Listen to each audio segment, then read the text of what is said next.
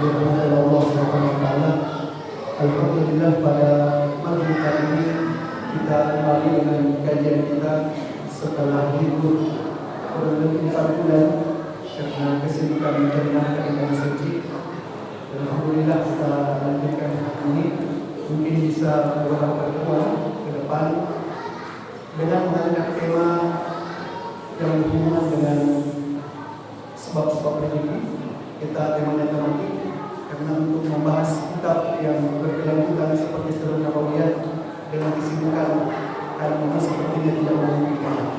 Oleh karena pagi dia meminta kepada kami untuk membawa kajian tematik, dan insya Allah Bapak Ibu para orang kami, tema yang akan kita angkat pada hari ini adalah rezeki jalur lain. Sebab-sebab rezeki yaitu melalui cara hukum. Baik Bapak Ibu yang dirahmati Allah Subhanahu wa taala, ketahuilah bahwasanya di antara nama-nama Allah yang luar biasa adalah Ar-Razzaq. Kita tahu ada Asmaul Husna, dan di antara nama Allah yang terbaik adalah Ar-Razzaq. Dia adalah yang Maha memberi rezeki. Dan Allah sudah sampaikan dalam Al-Quran, "Wa ma min dabbatin fil ardi illa 'ala Allahi rizquha." Tidak ada satupun binatang melata. Kalau kita pulang yang begitu lambat pergerakannya, binatang melata di atas muka bumi ini, ular dan sebagainya, seluruh makhluk itu kecuali Allah yang menanggung rezekinya.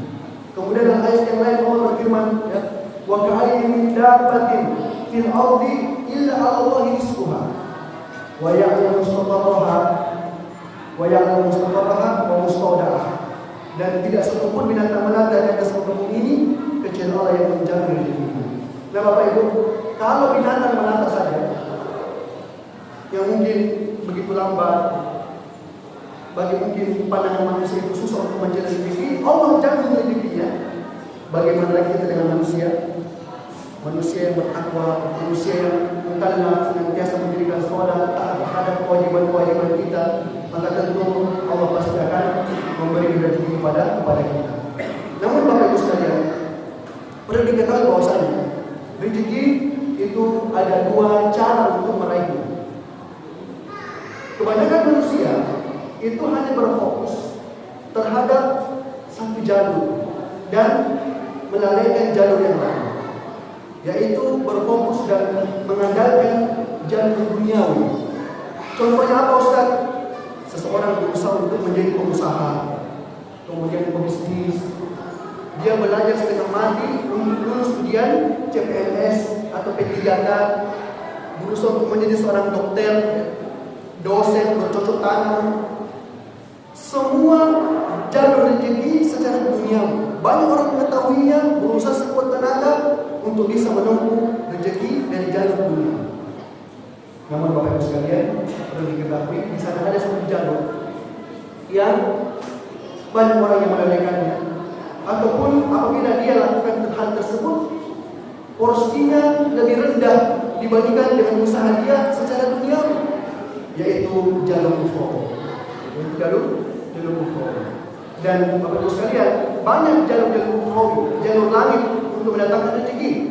Di antaranya adalah berdoa kepada Allah. Di antaranya menjadi orang yang bertakwa. Di antaranya menyambung silaturahmi. Di antaranya bersedekah berinfak. Di antaranya mengajar keluarga, istri, anak-anak untuk sholat. Dan insya Allah Bapak Ibu sekalian, setiap dari poin tersebut kita akan jelaskan secara detail. Dan khusus pada malam hari ini, pembahasan kita berkaitan dengan doa. Berkaitan dengan doa. Kita akan pelajari adab-adab berdoa kepada Allah, sehingga tatkala seorang berdoa, Allah kabulkan harapan dan permintaan dia. Karena kebanyakan orang berdoa, namun ternyata jawabannya tidak kunjung datang, sehingga dia putus asa dalam berdoa. Mungkin ada yang salah dalam cara dia berdoa, sehingga Allah belum mengabulkan keinginan dia. Baik Bapak Ibu sekalian, Allah Ta'ala berfirman, "Fabtagu 'indallahi rizqa." Carilah rezeki di sisi Allah Subhanahu wa taala. Berarti Bapak Ibu, kalau ingin mencari rezeki, salah satu caranya adalah minta kepada Allah. Dan Allah bilang, carilah rezeki sisi Allah Subhanahu wa taala. Dan cara untuk mendapatkan rezeki kepada Allah adalah dengan berdoa, minta kepadanya. Fabtagu indallahi rizq. Sehingga Bapak Ibu sekalian, doa adalah silahul mukmin, senjatanya orang yang beriman. Tatkala kita menghadapi musuh, kita membutuhkan senjata untuk mengalahkan dia. Dan doa adalah senjatanya orang-orang yang beriman. Namun Bapak Ibu, betapa banyak orang yang melupakan doa ini. Betapa banyak manusia ya itu mengakhirkan doa. Padahal Imam Syafi'i pernah berkata, apa kata Imam Syafi'i?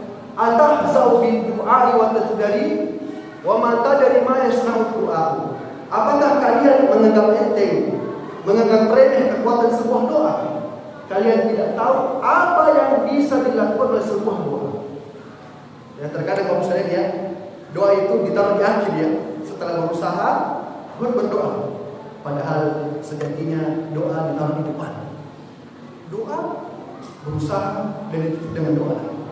Makanya sekalian, sering kami sampaikan, seseorang terkadang hendak memulai harinya, hendak pergi bekerja, buka tokonya untuk berbisnis, awalnya dengan doa. Bismillah. Bukankah Bapak Ibu sekalian, Nabi Muhammad SAW tatkala selesai salat subuh itu beliau membaca doa khusus. Jadi secara umum Bapak, Nabi itu setelah selesai salat 5 waktu beliau istighfar. Kata Nabi Muhammad SAW karena Nabi SAW idan sarafa minas salat istighfar salatan. Nabi itu setiap selesai salat 5 waktu beliau istighfar 3 kali. Namun ada satu salat di mana Nabi tidak istighfar setelah selesai salat, tetapi dia awali dengan membaca doa, yaitu salat subuh. Apa doanya Bapak Ibu? Nabi setelah salat subuh, Allahumma inni as'aluka ilman nafi'ah wa rizqan thayyiban wa amalan mutaqabbal. Bayangkan Bapak Ibu, Nabi memulai hari dengan minta ilmu yang bermanfaat, rezeki yang baik dan amalan yang gitu. Membuktikan bahwasanya doa itu harus ditaruh di awal, jangan dianggap remeh. Sehingga seseorang terkadang berusaha setengah mati belajar ya, mungkin dia nonton YouTube bagaimana tata cara menjadi orang yang sukses dalam berdagang, berbisnis, dia pelajari semuanya, tetapi dia tidak lupa, dia lupa dengan berdoa di awal sebelum dia berusaha. Maka Bapak Ibu sekalian, insyaallah pada malam hari ini kita akan mencari tahu bagaimanakah adab dalam berdoa sehingga tatkala kita meminta rezeki kepada Allah, Allah turunkan rezeki tersebut dalam bentuk rezeki yang halal, banyak dan diberkahi. Dan insyaallah kita akan membaca sebuah kitab yang berjudul Tazkiyatun Nufus karangan Dr. Farid, Dr. Farid. Baik Bapak Ibu sekalian, coba kita baca biar lebih terpandu kajian kita. Bismillahirrahmanirrahim. Kita mulai Bapak Ibu. Adabul doa, tentang adab-adab berdoa. Kelihatan ya? Alhamdulillah. Tentang doa. Ayat tarassada li du'aihi al-awqat al-syarifah. Hendaknya seseorang itu ketika dia berdoa, dia mesti mencari, memburu waktu-waktu yang mulia, di mana waktu tersebut Allah janjikan doanya lebih dikabulkan di sisi Allah Subhanahu wa taala. Maka seseorang harus tahu, supaya doanya dikabulkan, dia harus tahu waktu-waktu yang mulia di mana Allah janjikan doanya dikabulkan. Seperti apa itu Ustaz? Yang pertama, kayaumi Arafah minas sana. Dalam 1 tahun ada 1 hari yang hari tersebut hari yang sangat mulia, hari yang sangat agung, yaitu hari Arafah. Hari Arafah. Hari Arafah ini jatuh pada tanggal berapa? 9 Zulhijjah. Dan Bapak Ibu perhatikan teksnya, penulis tidak mengatakan Arafah, ya, di Arafah, tetapi penulis mengatakan hari Arafah. Sehingga konsekuensinya padang Arafah itu hanya mulia di tanggal 9 Zulhijjah saja. Adapun di hari-hari yang lain dia seperti tempat-tempat yang biasa. Makanya Bapak Ibu sekalian, kami tatkala membimbing jamaah umroh dan ada kunjungan city tour ke Arafah, kami sampaikan bahwasanya tempat ini mulia di tanggal 9 Zulhijjah saja. Adapun di hari-hari yang lain itu seperti tempat-tempat yang biasa. Kenapa? Karena kebanyakan jamaah umroh tatkala ada di Arafah, mereka berdoa dan doanya menghadap Jabal Rahmah. Apa yang mereka minta? Jodoh. Yang belum menikah, ya sudah tua, ya. Mintanya di Jabal Rahmah. Kemudian apalagi yang mereka minta? Supaya langgeng hubungan suami istri, ya, sampai mati menjemput.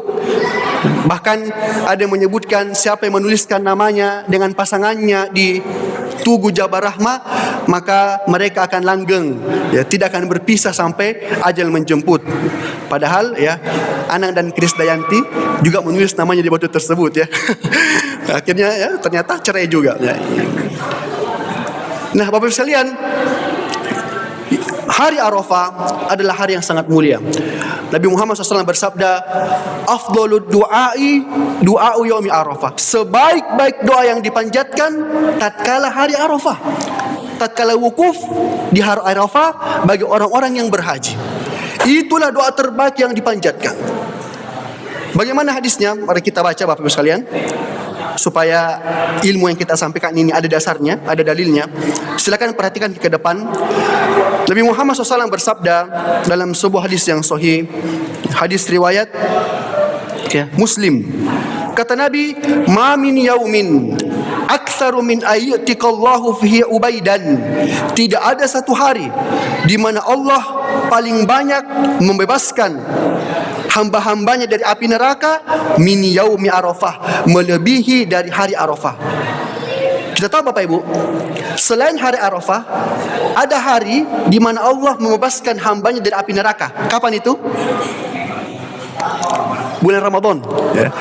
Jadi setiap malam itu, dalam hadis kata Nabi, Allah membebaskan hambanya dari neraka jahanam setiap malam di bulan Ramadan.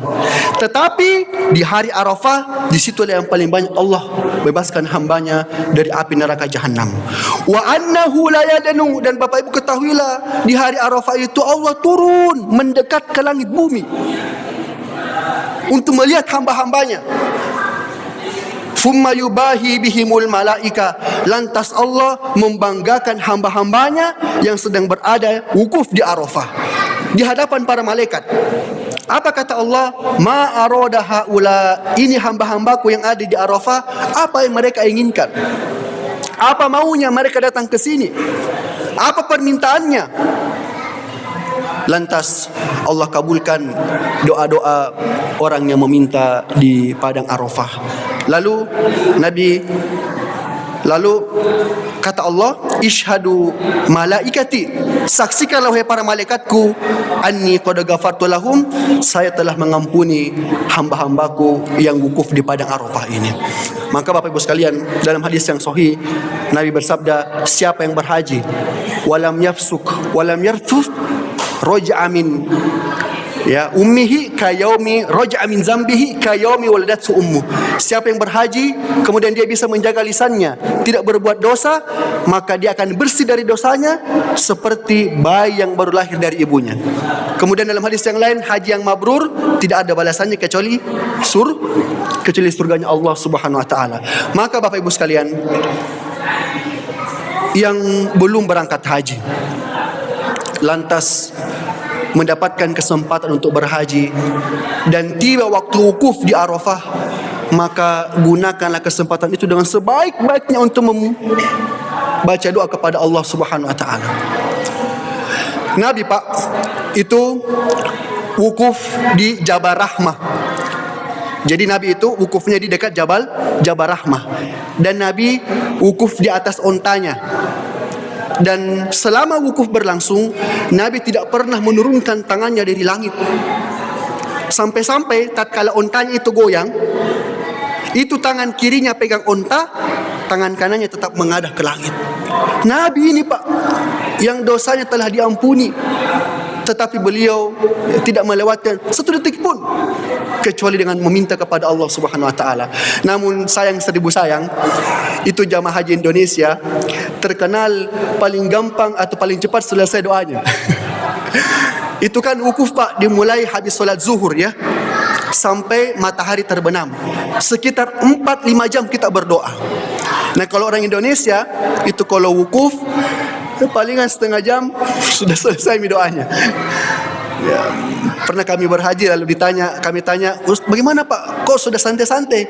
Sudah selesai doaku Ustaz. Tidak ada yang mau diminta selesai Padahal kalau kita lihat ya dari Arab ya, Masya Allah itu doanya panjang sekali ya, diulang-ulang ya. Karena ini adalah waktu yang terbaik yang Allah sediakan dan tidak gampang untuk berhaji Bapak Ibu. Kita lihat sekarang berapa? 26 tahun, 27 tahun menunggu. Maka apabila ada kesempatan ini, maka jangan sia-siakan. Ada kisah lucu ya sebelum kita lanjut, ada kisah lucu. Salah satu mutawif dari travel kami di sebuah hajian, dia memimpin jamaah haji di Arafah. Lantas setelah Arafah berlangsung sekitar 15 menit zikir doa, tiba-tiba ada satu jamaah itu sudah selesai dari doanya, sudah keluar dari tenda, kemudian menyeduh kopi lalu minum kopi dan minta maaf dia mengisap rokok di situ. Ini perbuatan yang tidak benar, tapi kita ceritakan. Lantas ini Ustadz karena heran dengan perilaku jamaah ini, dia pun mencari tahu kenapa cepat sekali doanya. Keluar lalu bertanya kepada bapak ini, Pak, kenapa selesai berdoa? Nah di dalam ini masih sibuk masih khusyuk berdoa berzikir. Apa kata ini bapak? Ustadz, buat apa lama-lama berdoa?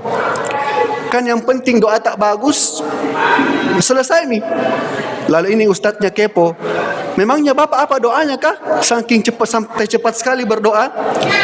Apa kata ini bapak? Mungkin toki Ustaz, apa doaku? Iya, apa doa tak? Doaku Ustaz kepada Allah, saya bilang ya Allah, kasih kak semua apa yang diminta semua orang di sini. Apa dia bilang? Kasih ke semua apa yang diminta semua orang di sini. Lalu kata Ustaz itu, kalau begitu Pak lanjutkan kopi tak. Betul doa tak itu. Masya Allah ya. Nah, ini keterlaluan keterlaluan. Tidak boleh ya. Ini hari yang mulia, jangan kita sia-siakan. Bapak Ibu yang belum berhaji, berdoa ke Allah panjangkan umur tak. Allah mudahkan rezeki kita. Kalau perlu cari ke tempat yang sepi supaya fokus kita berdoa. Ingat semua keluarga, istri, anak-anak, suami, orang tua semua didoakan di padang Arafah. Karena kata Nabi, sebaik-baik doa yang dipanjatkan adalah doa yang dipanjatkan di hari Arafah. Baik, kita lanjut Bapak sekalian. Yang kedua, kata penulis, di antara waktu yang mulia adalah wa Ramadana minal ashur. Adapun untuk bulan-bulan, ada satu bulan di mana doa itu sangat dikabulkan, yaitu di bulan suci Ramadan. Apa dalilnya Ustaz? Kita baca. Kata Nabi, salasatun, ada 3 doa. La turaddu da'watuhum. Yang 3 orang ini doanya tidak akan ditolak. Yang pertama, as-shaimu hatta yuftir. Dia yang berpuasa sampai berbuka puasa. Bayangkan ayah bunda, orang yang berpuasa sampai dia berbuka puasa. Maka orang yang berpuasa itu doanya mustajab. Makanya dalam surah Al-Baqarah ayat yang bercerita tentang diwajibkannya puasa, ya ayyuhalladzina amanu kutiba alaikumussyam kama kutiba alladzina min qablikum, itu 4 ayat pertama membahas tentang puasa. Kemudian ada 1 ayat setelahnya itu membahas tentang doa, yaitu idza sa'alaka ibadi anni fa inni qarib. Kemudian setelah membahas masalah doa, masuk lagi di halaman sebelahnya berkaitan tentang puasa, hunna libasul lakum wa antum libasul lahun, pada malam hari kamu boleh mendatangi istrimu karena kalian adalah pakaian buat istri, istri adalah pakaian buat kalian. Pertanyaannya Bapak, kenapa Allah menyelipkan di antara ayat-ayat puasa ayat tentang doa? Menunjukkan bahwasanya orang yang berpuasa doanya itu istijabah, doanya diijabah. Di hadis yang lain Bapak Ibu, di riwayat yang lain, hatta, ini hatta itu adalah hina. Artinya ketika berbuka puasa. Jadi semakin makbul doanya orang berpuasa tatkala dia berdoa mendekati waktu berbuka. Cuman kan sekarang kalau orang berbuka puasa, apa yang mereka sibuk ya? Pak bukanya ya. Pak bukanya. Padahal sebenarnya 10 menit sebelum berbuka puasa itu hidangan buka puasa, es buata ya, kemudian jalan kote, panada, itu sudah ready semua siap nih. Sehingga 10 menit terakhir apa tugas tak? Berdoa saja, zikir, minta ampun sama Allah ya. Dan ketahuilah ayah bunda, ini tidak terbatas di bulan Ramadan. Kapan kita puasa? Puasa Senin Kamis, puasa Daud, ya, puasa Nazar. Kita puasa, hendak berbuka puasa, perbanyak kita berdoa. Bapak Ibu, ini saya ceritakan saja. Waktu kami kuliah di Madinah, ini sering kami ceritakan. Kalau mengikuti momen berbuka puasa, orang-orang yang paham dan mengerti itu, 5 menit, 10 menit sebelum berbuka puasa, itu mereka sudah sibuk berdoa kepada Allah. Ada tiang-tiang, pilar-pilar di Masjid Nabawi, itu menjadi rebutan untuk berdoa. Fokus semua 10 menit sebelum azan maghrib. Kebanyakan orang tidak memanfaatkan waktu ini. Maka sekali lagi, bila Anda ingin ya, doa Anda dikabulkan sama Allah tentang rezeki, maka carilah waktu-waktu istijabah. Kita lanjut. Ada 3 orang yang berdoa tidak akan ditolak doanya. Yang pertama, orang yang berpuasa sampai dia berbuka. Yang kedua, wal imamul adil, imam yang adil. Imam yang adil, dia memimpin rakyatnya, dia memimpin anggotanya dengan adil. Tapi imam di sini dalam artian ya pemimpin negara ya. Ya, tidak hanya organisasi kecil, tetapi yang dimaksud adalah pemimpin negara. Ya, banyak yang dia ya, bawahi. Kemudian yang ketiga, wa da'watul mazlum, doanya orang yang terzalimi, yarfa'uhu Allahu fawqal ghamami, yang Allah angkat doa tersebut di atas langit. Wa tufattahu laha abwabus sama, dan Allah bukakan pintu langit baginya. Wa yaqulu rabb, dan Allah berkata kepadanya, wa izzati la'ansurannaka walau ba'da hinin, demi kemuliaanku pasti aku akan tolong kamu, yaitu orang yang terzalimi meskipun tidak sekarang, tidak sekarang. Nah, Bapak Ibu, perhatikan ke ini hadis 3 orang. Orang berpuasa, imam yang adil, kemudian orang yang terzalimi. Mengapa mereka doanya Allah kabulkan? Kenapa ya? Apa kesamaannya sehingga Allah kabulkan doanya? 3 orang ini. Ya, halo? Kenapa?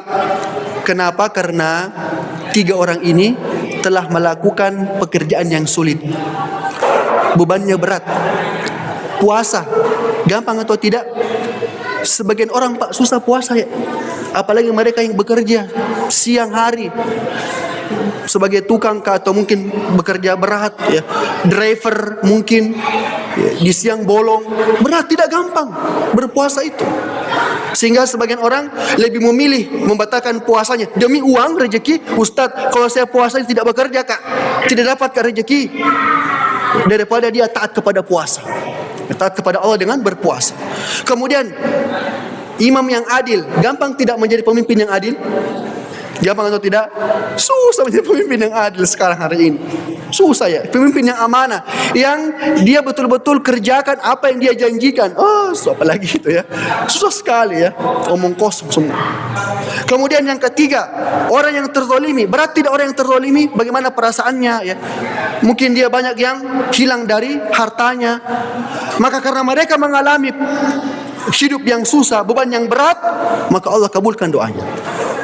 Allah kabulkan doanya. Sehingga Bapak Ibu sekalian, ya, di antara waktu seseorang itu bisa dikabulkan doanya adalah orang yang berpuasa sampai dia berbuka puasa atau tatkala dia hendak berbuka puasa. Kemudian Bapak Ibu sekalian, kita lanjut. Wa yaumal jum'ati minal usbu', di antara waktu yang mustajab untuk berdoa adalah di hari Jumat. Di hari Jumat. Apa doanya? Apa dalilnya?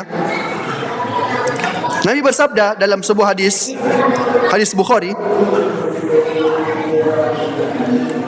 Anna Rasulullah SAW, Nabi Muhammad bersabda, Zakaro yaumal jum'ah. Nabi menyebutkan tentang hari Jumat. Lantas beliau mengatakan, fihi sa'atun. Hari Jumat itu Pak, ada satu waktu, la yuwafiquha abdun muslim, yang tidaklah seorang muslim itu bisa mendapatkan waktu tersebut. Ya, dia bisa ketemu dengan waktu itu. Wa huwa qaimun yusalli, dan dia sedang berdiri solat. Yas'alullaha ta'ala syai'an, dia minta kepada Allah sesuatu, illa a'tahu iya, kecuali Allah kasih apa yang dia minta. Wa asyara biyadihi yuqalliluha, dan Nabi memberikan isyarat dengan jarinya bahwasanya waktu tersebut hanya singkat, hanya singkat. Nah Bapak Ibu, kapankah di hari Jumat itu waktu doa sangat dikabulkan sama Allah? Kapan? Nabi sudah kasih petunjuk, waktunya hanya sebentar. Kemudian qaimun yusolli, dia sedang berdiri dan solat. Kapan itu? Sebagian ulama berpendapat waktu tersebut ketika khutbah Jumat berlangsung, ketika khotib sedang duduk di atas mimbarnya. Bukankah Bapak, kalau khutbah Jumat itu bagian dari sholat Jumat, sehingga orang yang sedang mendengarkan khutbah itu dalam keadaan solat juga. Makanya di sini qaimun yusolli, dia sedang solat, dia sedang solat. Lalu dia minta kepada Allah. Lalu waktunya sangat singkat. Maka dari clue yang Nabi berikan, para ulama mengatakan bahwasanya waktu tersebut ketika khotib duduk di antara dua khutbah. Pendek kecil sekali. Tetapi kebanyakan orang ketika itu sedang tidur. Sedang tidur. Maka waktu yang singkat itu Bapak, apa hajat yang paling kita inginkan? Ucapkan sama Allah. Ucapkan sama Allah Subhanahu wa ta'ala. Ini di hari Jumat. Kemudian di hadis yang lain kata Nabi, yaumul jum'ah isnata asyara sa'atan. Hari Jumat itu ada 12 jam. Ada 12 jam, ya, berarti siang hari, ya, bukan malam. Fi sa'atil ijabah, dan dari 12 jam itu ada satu waktu yang sangat diijabah. Faltamisuha, cari itu waktu. Dan waktu tersebut akhir sa'atin ba'dal asri, yaitu di akhir waktu asar. Di akhir waktu asar. Ini masjid tak ada grup WhatsApp, ya. Ada grup WhatsAppnya masjid tak ini. Ada satu jamaah itu anggota grup, setiap hari Jumat mendekati waktu maghrib itu selalu kasih masuk peringatan untuk berdoa di akhir waktu Jumat. Ya, namanya Pak Sangkuru, ya. Perhatikan yang masuk di grup. Kita perhatikan itu Pak Sangkuru selalu ingatkan kalau mau masuk maghrib hari Jumat, dia ingatkan ini adalah waktu doa-doa diijabah sama Allah. Maka Bapak, di hari Jumat ada dua versi. Yang pertama, versi para ulama mengatakan doa dikabulkan ketika khotib duduk di atas dua khutbah. Yang kedua, mendekati azan maghrib di hari Jumat. Maka tolong sekali, kalau memang ada hajat tak, ada keinginan tak, maka cari waktu ini. Tumpahkan keinginan tak sama Allah di waktu-waktu yang Nabi telah tunjukkan, ya, kepada umatnya. Kemudian kita lanjut. Waktu sahri minal laili. Adapun untuk satu malam itu ada waktu sahur, ya, di mana di situ Allah mengijabah doa-doa hambanya. Masya Allah, luar biasa, ya. Jadi kalau dalam tahunan ada satu hari, yaitu hari Arafah. Kalau bulan ada bulan Ramadan. Kalau minggu pekanan ada hari Jumat. Kalau hitungannya satu hari juga ada waktu yang diijabah, yaitu di waktu sahur. Apa dalilnya Ustaz? Kita baca. Baik. Nabi bersabda, Yanzilullahu kulla lailatin. Allah turun di setiap malam.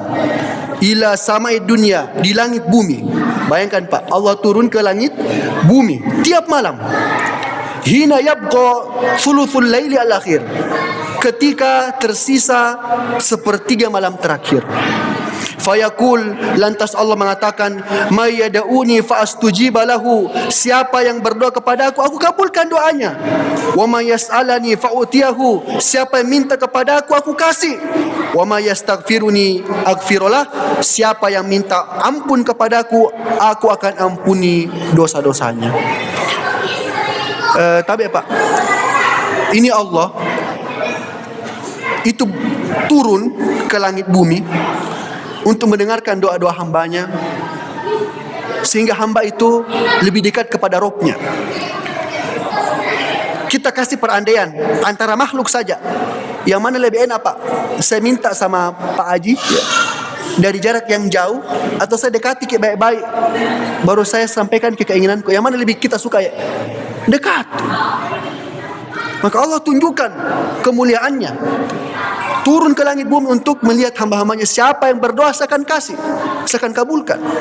Dan ini terjadi di setiap malam. Ustadz, apakah betul Allah yang turun? Nah, di sini tidak usah kita bahas. Di sini panjang pembahasannya.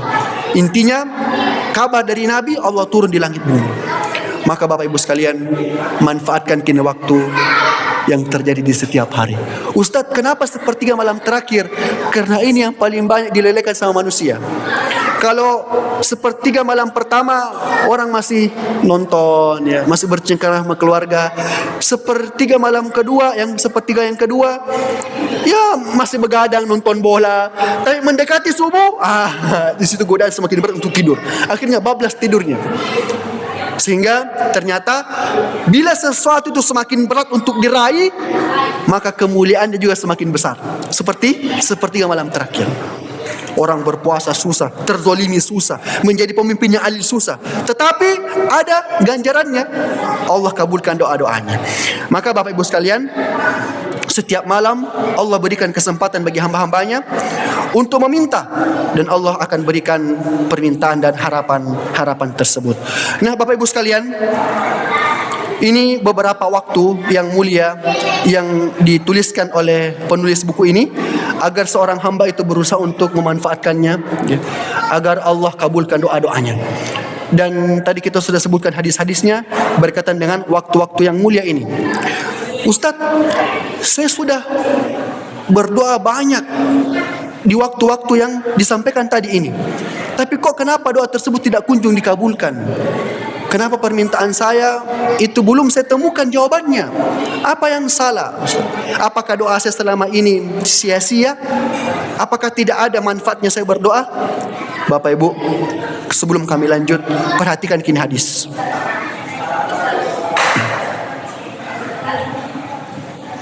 Ya.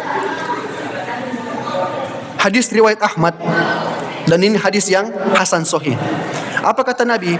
Ma min muslim, tidak ada seorang muslim yad'u bida'watin, dia berdoa kepada Allah, laisa fiha ismun, dan doanya itu bukan doa yang menimbulkan maksiat. Contohnya, Allah permudah saya untuk mencuri ini. Ya Allah permudah saya untuk korupsi ya.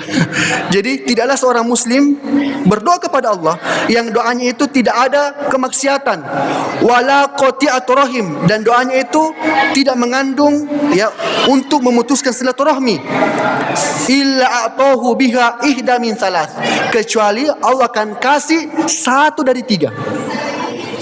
Jadi doa yang kita panjatkan ini Pak, doa yang baik, tidak memutuskan silaturahmi, itu balasannya satu dari tiga. Apa itu? Imma ayyu'ajjillahu da'watahu, entah Allah akan langsung kasih doanya, Allah kabulkan doa tersebut. Wa imma ayyudakhiru lahu yaumal qiyamah, atau Allah akan simpan di hari kiamat doa tersebut. Wa imma ayasrif anhu minas sumithlaha, atau entah Allah akan kasih dia perlindungan dari azab, perlindungan dari musibah yang setara dengan doa yang dia minta. Contoh mungkin dia berdoa ya, agar pembeli hari itu banyak, dia pengusaha banyak yang beli dagangannya. Ternyata mungkin sepi. Namun di balik sepinya pembeli yang datang ke dagangannya, ternyata Allah selamatkan dia dari musibah apa? Musibah pencuri. Mungkin Allah mau mencuri dagangannya. Sehingga setara kalau seandainya mungkin ya dia didatangkan banyak rezeki ya, kemudian dia dicuri dagangannya ya, berarti setara. Atau pembelinya sedikit tetapi Allah lindungi dia dari musibah kecurian. Maka ini adalah balasan dari doa yang kita minta kepada Allah, satu dari 3 kemungkinan tersebut. Kemudian kita baca lagi. Qalu, maka sahabat berkatakan, idzan nukfir, kalau begitu ya Rasulullah, kita kasih banyak doa tak kalau begitu. Kalau begitu kita kasih banyak doa, berdoa terus. Apa kata Nabi? Allahu aktsar. Allah lebih banyak memberikan dari doa yang kamu minta. Masya Allah. Dalam sebuah hadis yang sahih Pak, ada seorang hamba di hari kiamat itu kaget. Kok bisa banyak begini pahala yang saya dapatkan? Sepertinya ketika di dunia tidak pernah saya melakukan sebuah amalan sebanyak ini pahalanya, tapi kenapa bisa banyak sekali? Maka dikatakan kepadanya, inilah doamu yang dulu belum sempat Allah kabulkan di dunia. Dan kita lebih butuh pertolongan di dunia atau di akhirat Pak? Di akhirat. Maka sabarlah, jangan marah, jangan gondok ketika ada permintaan yang kita minta kepada Allah lantas Allah tidak berikan. Berarti hikmahnya boleh jadi Allah simpan doa tersebut di hari akhirat kelak. Maka Bapak, setelah seseorang memanfaatkan waktu-waktu yang mustajabah ini dan mungkin Allah belum kabulkan, maka jangan pesimis, jangan bosan, jangan merasa marah sama Allah, tetapi kita berprasangka baik bahwasanya Allah ingin agar balasannya itu Allah simpan di hari akhirat kelak, dan itu lebih kita butuhkan daripada Allah berikan doa tersebut di dunia. Baik Bapak Ibu sekalian, sebelum kita lanjut, mungkin ada yang mau ditanyakan tentang doa ini? Silakan pakai. Iya, saya dengar Pak. Salam. Jadi semua yang kami dengar tadi benar. Iya. Memang ya suatu yang benar lebih baik. Saya melihat dari sisi lain ya, hasil bacaan saya dan hasil renungan saya, ternyata dalam kepatuhan itu berisi doa. Dan keperintah Allah dari larangannya sebenarnya itu doa. Sholat juga adalah doa. Jelas-jelas untuk sholat dan mustaqim. Oleh karena itulah ketaatan itu sangat penting. Contohnya waktu peristiwa di Qatsur, di mana Nabi Muhammad SAW bersama Abu Bakar hampir didapat oleh yang Iya. itu Abu Bakar sudah gentar. Melihat dikata demikian, Nabi Muhammad tidak berdoa. Beliau hanya mengutus sebuah ayat, la tahzan, Innallaha ma'ana. jangan khawatir, Allah bersama kita. Pertama, yang kedua, dengan kata saya, waktu Nabi Ibrahim mau dibakar atas perbuatan Namrud, malaikat turun. Wahai Ibrahim, kita mau dibakar, coba kau berdoa. Ibrahim jawab, Allah tahu, Allah melihat apa yang salah sekarang. Oleh karena itu, waktu beliau dilempar ke api, bersama-sama itu beliau semacam kebunuh terdekat saja.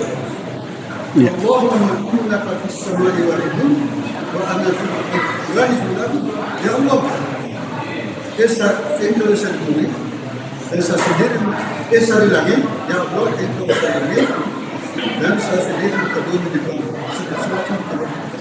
Oleh karena itu, barangkali di sisi lain daripada keadaan pintu sekali kita Allah sudah seperti kitanya dan menjalankan dan isinya adalah sholat ibadah. Ya.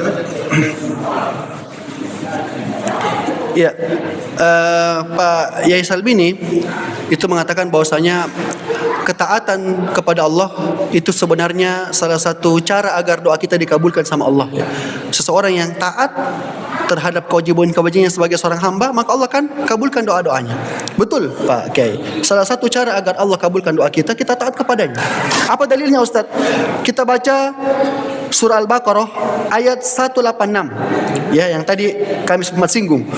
Wa idza sa'alaka ibadi anni fa inni qarib. Apabila hambaku bertanya kepadaku tentang saya, katakanlah saya ini dekat.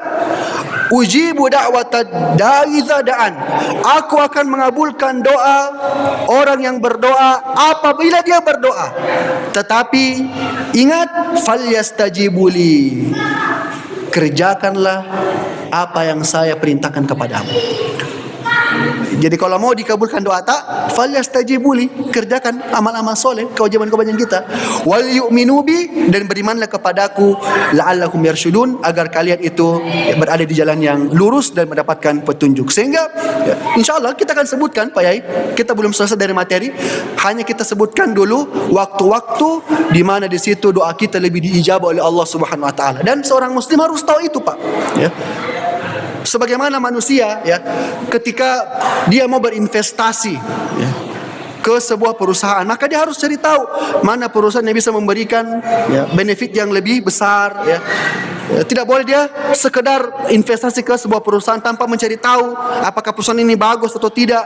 Maka untuk masalah akhirat, masalah doa, tentunya itu lebih utama untuk kita cari tahu, ya, mana yang lebih dikabulkan tatkala kita berdoa di waktu-waktu tersebut.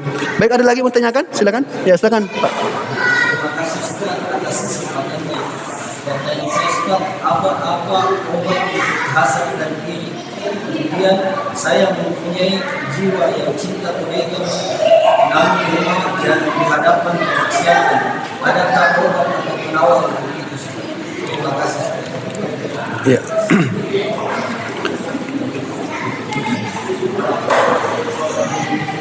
Bagaimanakah seseorang apabila dia hasad, ya, iri, kemudian seseorang yang lemah terhadap maksiat? Tentunya di antara cara agar kita itu terhindar dari maksiat adalah memperkuat ibadah. Karena iman itu yazidu bit ta'ah wa yanqusu bil ma'siyah. Iman itu bertambah dengan ketaatan dan dia akan berkurang ketika kita bermaksiat. Maka apabila kita ini mau terhindar dari maksiat, maka perkuat imannya. Karena kalau iman yang kuat, berarti dia semakin percaya bahwa Allah akan melihat dia, bahwasanya maksiat yang dia kerjakan ada dosanya, dia akan diazab di hari kiamat. Maka agar dia bisa terhindar dari maksiat, perbanyak ibadah. Perbanyak ibadah. Di antaranya ibadahnya adalah perbanyak salat-salat sunnah, ya, atau berpuasa kalau memang itu berkaitan tentang nafsu dan syahwat, ya. Maka apabila Bapak memperbanyak ibadah, ketaatan kepada Allah, maka Allah akan menolong Bapak dari perbuatan maksiat. Bukankah Allah berfirman, ya, inna sholata tanha anil fahsya'i wal munkar. Sesungguhnya salat itu, ya, menghindarkan Anda dari perbuatan buruk dan maksiat. Begini Pak, bisa jadi kita ini sudah mau maksiat, ada keinginan mau maksiat, tetapi kita sholat terlebih dahulu, atau bagus sholat tak, bagus zikir tak, maka Allah yang akan hindarkan kita dari maksiat itu. Entah ada yang terjadi atau ada kondisi yang akhirnya kita tidak jadi berbuat maksiat, padahal kita sudah mau, sengaja kita mau bermaksiat. Ada saja. Berarti Allah yang selamatkan kita. Allah tidak mau itu terjadi. Maka di antara cara agar kita bisa terlindung dari maksiat, perbaiki ibadah tak, perbaiki solat tak. Dan ingat, solat tak yang betul-betul solat. Kita ikhlas, ya, kita perbaiki bacaannya, ya, perbaiki rukun-rukunnya dan sunnah-sunnahnya. Maka itulah akan menjaga kita. Adapun doa agar tidak hasad, tidak cemburu, bagaimana caranya? ya jangan terlalu banyak melihat ke atas. Ya, jangan terlalu banyak melihat ke atas. Karena kalau kita melihat ke atas, maka yang muncul malah kekufuran. Makanya kata Nabi, ya, unzuru ila man asfala minkum. Lihatlah yang ada di bawah kalian. Wa dzalika ajradu li ashkuri nikmatallahi alaik. Karena itu lebih membuat Anda lebih bersyukur terhadap nikmat-nikmat Allah. Begini, Pak. Jadikan ini prinsip. Bila ada orang, ya, mengalahkan Anda dari sisi dunia, maka kalahkan dia dari sisi akhirat. Saya ulang, bila ada orang mengalahkan Anda dari sisi dunia, maka kalahkan dia dari sisi akhirat. Kita dulu sementara, Pak. Jadi perbanyak doa saja supaya Allah akan kasih rezeki semisal dengan orang yang mungkin kita hasati, dan tentunya yang lebih berkah sehingga rezeki tersebut memberikan kebaikan buat Anda. Baik, ada lagi terakhir sebelum kita masuk azan. InsyaAllah Bapak, pekan depan kita akan lanjutkan tentang masalah doa karena belum selesai. Ya, kajian kita di sini masih ada beberapa kondisi di mana doa itu lebih diijabah oleh Allah dibandingkan kondisi-kondisi yang lain. Seperti turun hujan, ya. Ini turun hujan. Ya, ini kan nuzulil mator. Ya, kemudian ketika bertemu dua pasukan tatkala berperang, kemudian tatkala sujud, insyaallah kita akan jelaskan lebih detail di pertemuan yang akan datang. Ya, saya kira demikian Bapak Ibu sekalian dapat kami sampaikan karena waktu sudah masuk. InsyaAllah kita lanjutkan di pertemuan pekan depan, insyaAllah. Hadanallahu wa iyyakum ajma'in. Assalamualaikum warahmatullahi wabarakatuh.